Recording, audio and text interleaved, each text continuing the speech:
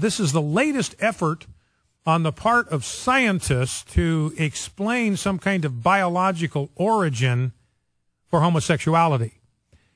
And the reality is these scientists, they don't realize they're doing it. They don't even know they're doing it, but they suggest logically, if you track their reasoning here, these scientists are suggesting that homosexuality is a birth defect, that it's a result of some kind of genetic abnormality, some kind of genetic aberration.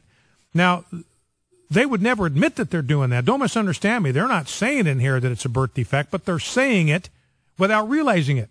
So normally, these epigenetic markers disappear.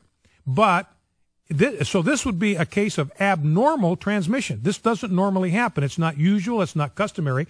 That means this is genetically abnormal to have these epigenetic markers passed on from father to daughter or from mother to son. It's a genetic abnormality. There's some interruption in the genetic transmission.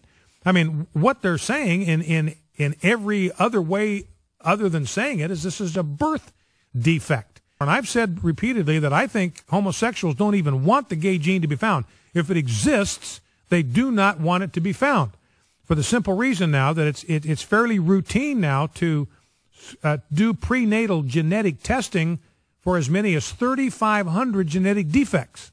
Fairly routine now. And of course, they obviously are able to identify Down syndrome babies. That's why 90% of them are aborted. Prenatal testing, genetic testing, they've got the genetic defect that leads to Down syndrome. They abort them, 90% of them.